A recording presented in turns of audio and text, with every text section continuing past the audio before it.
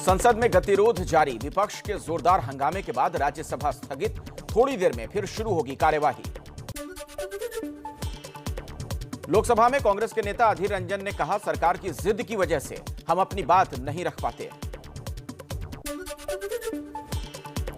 हंगामे और प्रदर्शन के बीच लोकसभा स्पीकर ने लगाई फटकार। कहा, संसद की गरिमा का ख्याल रखें सांसद। लोकसभा स्पीकर ने प्रदर्शन करने वालों के खिलाफ कार्रवाई की बात भी कही।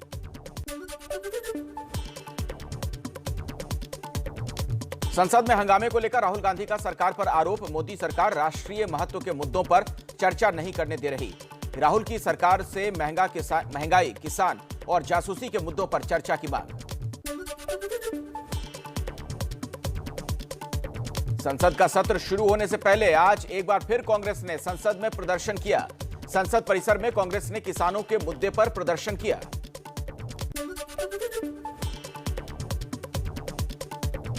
कांग्रेस के विरोध प्रदर्शन से अलग थोड़ी दूर पर ही अकाली दल और बीएसपी के सांसदों ने कृषि कानूनों के खिलाफ प्रदर्शन किया। संसद में जारी गतिरोध को दूर करने की कोशिश।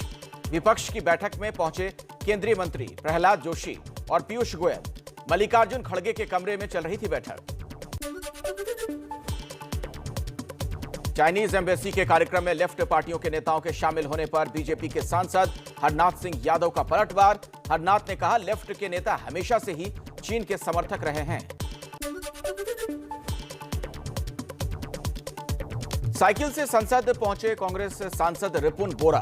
पेट्रोल डीजल की महंगाई के विरोध में साइकिल चलाई। बीजेपी सांसद निशिकांत दुबे ने टीएमसी सांसद महुआ मोइत्रा पर संसदीय समिति की बैठक में बिहारी गुंडा कहने का लगाया आरोप। बोले, 13 साल में पहली बार सुना अपशब्द। मोइत्रा ने आरोप खारिज किए। दिल्ली विधानसभा में सत्र के पहले दिन जोरदार हंगामा। बीजेपी विधायकों के सवालों का आपने विरोध किया। स्पीकर ने अनिल वाजपेयी, विजेंद्र गुप्ता, जितेंद्र महाजन को मार्शल आउट करने का आदेश दिया।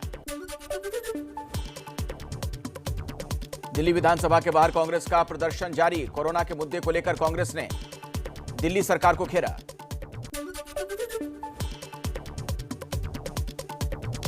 झारखंड के धनबाद में जिला सत्र न्यायाधीश उत्तम आनंद की सड़क हादसे में मौत। एक ऑटो ने जज उत्तम आनंद को टक्कर मारी। ऑटो ड्राइवर समेत 2 आरोपी गिरफ्तार।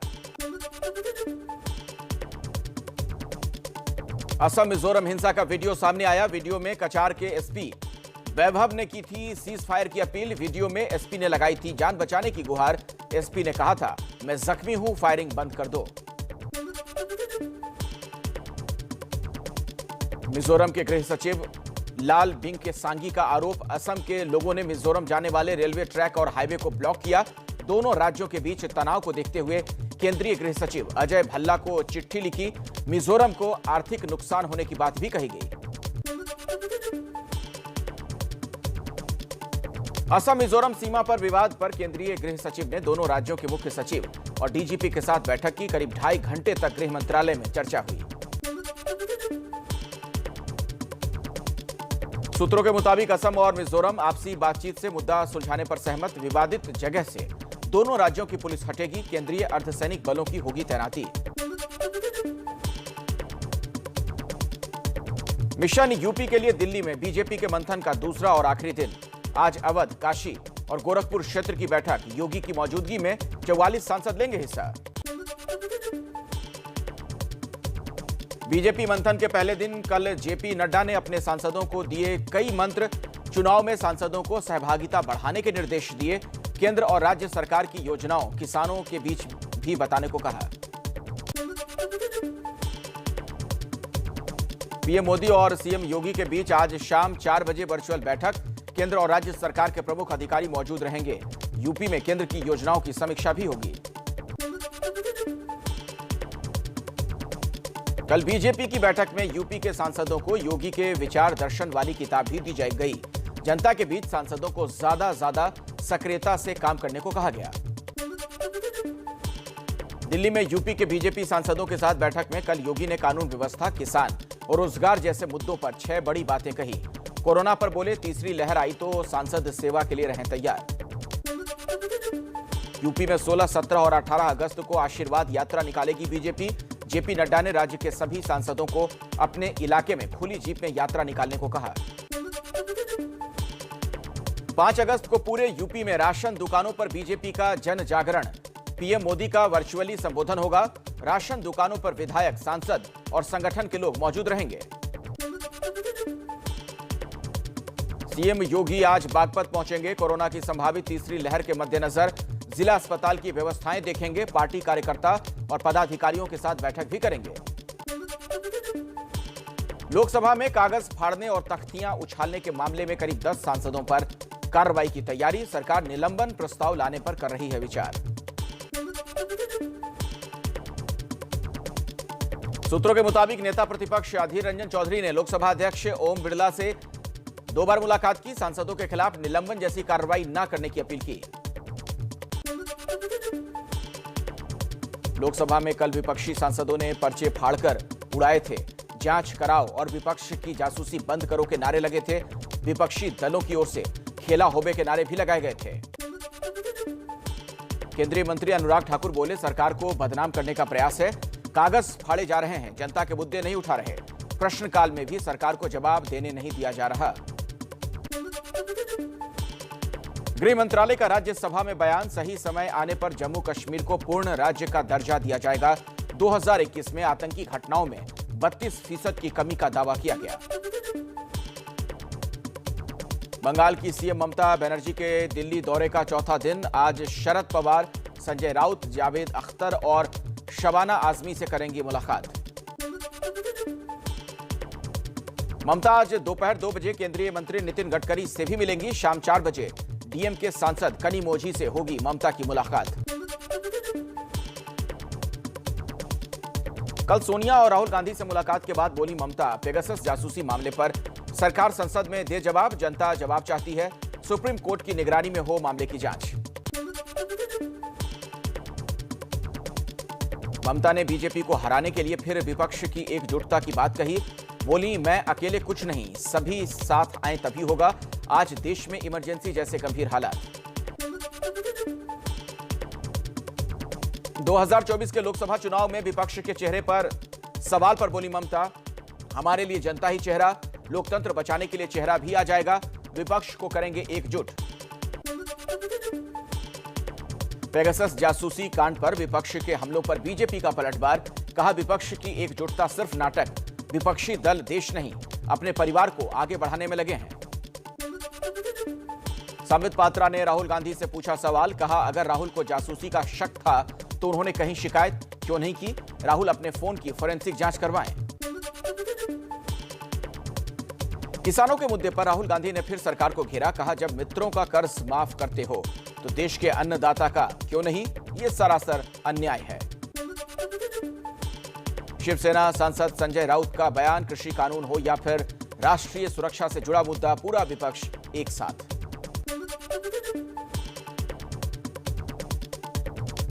दिल्ली में 31 जुलाई को जेडीयू राष्ट्रीय कार्यकारिणी की बैठक में सदस्यता अभियान की रूपरेखा। आने वाले कई राज्यों में विधानसभा चुनाव की तैयारियों पर चर्चा होगी। पीडीपी प्रमुख महबूबा मुफ्ती का फिर विवादित बयान। पार्टी के स्थापना दिवस पर बोली, अगस्त 2019 में कश्मीरियों से जो कुछ भी छीना था उसे ब्याज समेत लौटाना होगा। सीबीआई के पूर्व स्पेशल डायरेक्टर राकेश अस्थाना ने दिल्ली पुलिस कमिश्नर का पद संभाला। कहा, लॉ एंड ऑर्डर बनाए रखने के लिए बुनियादी पुलिसिंग पर जोर देंगे। विशेष परेशानियों का एसओपी के तहत समाधान करेंगे। राजस्थान कांग्रेस का झगड़ा सुलझाने की कवायद जारी। प्रदेश प्रभारी अजय माकन विधायकों से लिखित सवालों के जरिए फीडबैक ले रहे हैं। जल्द गहलोत मंत्रिमंडल का विस्तार संभव। आज रात डिनर पर भी मुलाकातें। पंजाब के सीएम कैप्टन अमरिंदर ने प्रधानमंत्री मोदी को चिट्ठी लिखी। सिख श्रद्धालुओं के लिए करतारपुर कॉरिडोर खोलने की मांग की। पिछले साल मार्च में कोरोना के कारण बंद किया गया था कॉरिडोर। जम्मू कश्मीर में अमरनाथ गुफा के ऊपर बादल फटने से भारी तबाही। बीएसएफ, सीआरपीएफ और जम्मू पुलिस के कैंप को भारी नुकसान। सिंधु नदी का जलस्तर अचानक बढ़ा। लोगों को नदी से दूर रहने का निर्देश। गृह मंत्री अमित शाह ने जम्मू कश्मीर के उपराज्यपाल मनोज सिन्हा से बात कर अमरनाथ के पास हालात की जानकारी ली। एनडीआरएफ टीमें भेजने के निर्देश दिए। जम्मू कश्मीर में भारी बारिश के बाद अखनूर सेक्टर में चिनाब नदी खतरे के निशान से ऊपर। किसी भी तरह की आपदा से निपटने के लिए एसडीआरएफ की टीम को तैनात किया गया। लाहौल स्पीति के तौंजिंग नाले में तेज बहाव के बीच रेस्क्यू ऑपरेशन जारी। बादल फटने के बाद लापता लोगों की तलाश जारी। जम्मू कश्मीर के किश्तवाड़ में एसडीआरएफ के साथ सेना का रेस्क्यू ऑपरेशन जारी। कल बादल फटने से 7 लोगों की मौत हुई थी। मलबे में दबे 17 लोग सुरक्षित बचाए गए, कई अब भी लापता। किश्तवाड़ हादसे पर प्रधानमंत्री मोदी ने दुख जताया। घायलों के जल्द स्वस्थ होने की कामना की। कहा, हालात पर पूरी तरह से नजर है, केंद्र से हर संभव मदद। जम्मू कश्मीर में अगले 48 घंटों में भारी बारिश का अलर्ट। स्थानीय लोगों और पर्यटकों को पहाड़ों से दूर रहने की सलाह। कई जगह लैंडस्लाइड और बादल फटने की आशंका। उत्तराखंड के लिए भी चेतावनी। हिमाचल प्रदेश में बादल फटने और लगातार बारिश से अब 24 घंटे में 14 लोगों की मौत। प्रदेश में अगले 36 घंटे का भारी बारिश का अलर्ट जारी हुआ। जम्मू के राजौरी में 3 दिन से जारी लगातार भारी बारिश के बाद सभी नदियों में बाढ़ के हालात। डोंगरी का अगराथी नाला उफान पर। ऊंचे इलाकों का संपर्क निचले इलाकों से टूटा। जम्मू में भारी बारिश के बाद नदी नालों में तेज हुआ बहाव। लोगों को नदी किनारे जाने से किया जा रहा है मना। गंगोत्री धाम के पास बड़ा पत्थर गिरने के बाद गंगा में कटान बढ़ा। आसपास की दुकानों पर खतरा मंडरा रहा है। उत्तरकाशी में करीब 5 दर्जन से ज्यादा रास्ते बंद हो चुके हैं। रुद्रप्रयाग के केदार घाटी में अगस्त्य मुनि में मंदाकिनी नदी में बह गई एक कार। कार में सवार था एक व्यक्ति। राहत बचाव कार्य जारी। पहाड़ों पर बारिश के बाद निचले इलाकों में भर रहा है पानी। बिजनौर में उबड़ खाबड़ रास्ते में एक ई रिक्शा पलटा। हादसे में रिक्शा चालक हुआ घायल। आगरा में बारिश के चलते बद इंतजामी की भेंट चढ़ा बसई अरेला अस्पताल।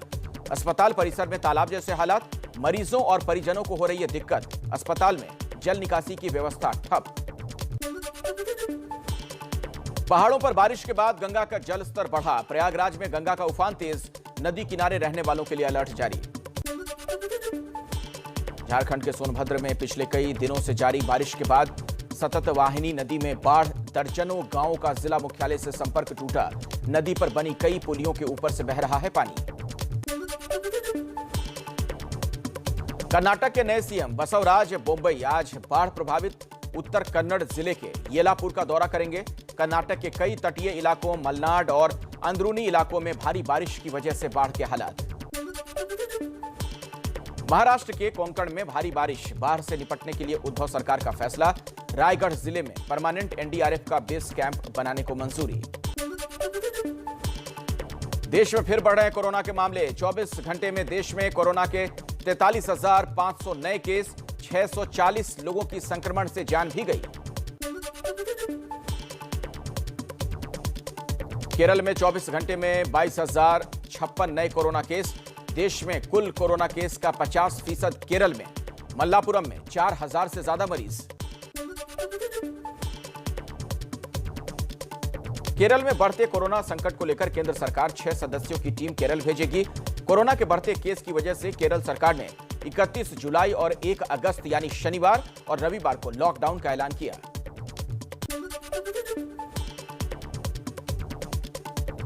बीजेपी ने केरल सरकार पर निशाना साधा। कहा, अकेले केरल में मिल रहे हैं देश के 50% संक्रमित मरीज। ईद पर लॉकडाउन में दी गई छूट की वजह से बढ़े केस।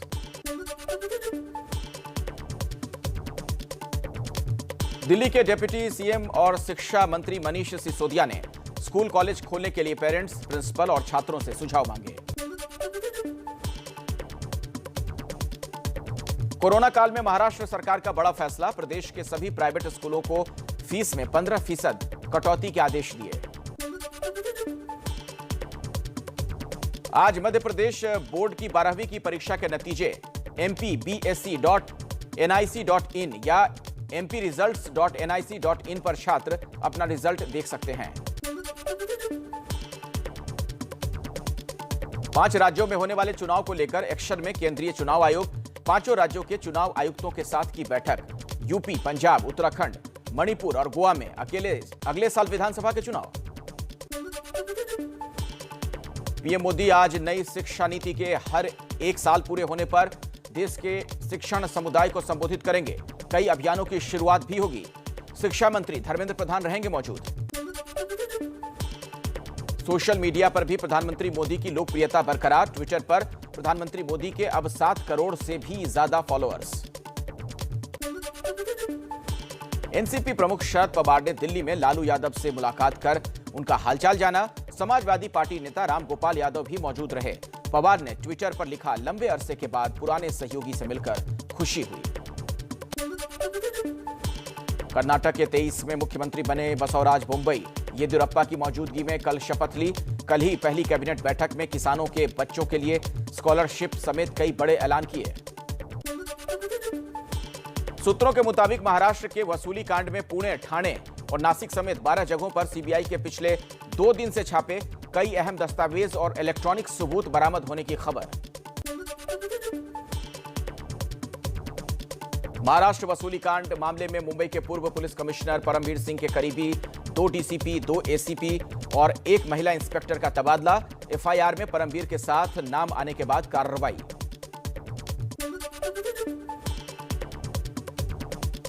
पश्चिम बंगाल में हुए कोयला घोटाले को लेकर सीबीआई ने बंगाल, ओडिशा और यूपी में 15 जगहों पर छापेमारी की। 20 लाख से ज्यादा कैश और दस्तावेज बरामद। पश्चिम बंगाल में कोयला चोरी के मामले में सीबीआई का बड़ा छापा। आसनसोल, दुर्गापुर समेत 5 जगहों पर छापे मारे गए।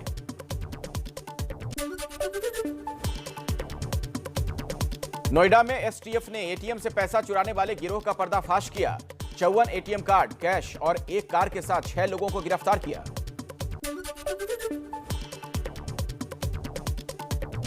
दिल्ली के द्वारका में पति पत्नी को गोली मारने के मामले में पुलिस ने 6वें आरोपी को गिरफ्तार किया। पुलिस के मुताबिक आरोपी बॉक्सर गोली चलाने में शामिल था। 25 जून को पति पत्नी को मारी थी गोली। पति की मौत, पत्नी हुई थी घायल। आरा में अवैध खनन का खेल जारी। 2 आईपीएस समेत 18 पदाधिकारियों के निलंबन के बाद भी नहीं रुक रहा अवैध खनन। गुरुग्राम के एम्बियंस मॉल के मालिक राज सिंह गहलोत गिरफ्तार। करीब 200 करोड़ के बैंक लोन फर्जीवाड़े का आरोप। मोतिहारी में फर्जी अल्ट्रासाउंड सेंटर का खुलासा। मृत डॉक्टर के नाम से खोले गए 2 सेंटर। पुलिस ने केस दर्ज कर जांच शुरू की। उन्नाव में आगरा लखनऊ एक्सप्रेसवे पर ऑयल टैंकर हादसे का शिकार। टैंकर पलटने से टैंकर में भरा सरसों का तेल बहा। आसपास के गांव में तेल लूटने की मची होड़। टैंकर में 20,000 लीटर सरसों का तेल था। जम्मू कश्मीर पुलिस का दावा, अवंतीपुरा में हिजबुल मुजाहिदीन का साहिल मंजूर नाम का आतंकी गिरफ्तार। पंपोर का निवासी, हो रही है कड़ी पूछताछ। बीआरओ ने पूर्वी लद्दाख में एलएसी के करीब दुनिया का सबसे ऊंचा सड़क बनाने का दावा किया है। डेमचोक के करीब उमिंग ला दर्रा, जिसकी ऊंचाई 19,300 फीट है, उस पर बॉर्डर रोड ऑर्गेनाइजेशन ने सड़क बनाकर तैयार की। केंद्रीय कैबिनेट ने डिपॉजिट बीमा क्रेडिट गारंटी कॉर्पोरेशन को दी मंजूरी। बैंक के डूबने पर 90 दिन के अंदर ग्राहकों को मिलेगी उनकी 5 लाख तक की रकम। भारत दौरे के आखिरी दिन अमेरिकी विदेश मंत्री एंटनी ब्लिंकन ने प्रधानमंत्री मोदी और विदेश मंत्री एस जयशंकर से मुलाकात की। साझा सहयोग बढ़ाने पर बात। ब्लिंकन बोले, कोरोना को मिलकर हराएंगे, भारत की मदद को कभी नहीं भूलेंगे।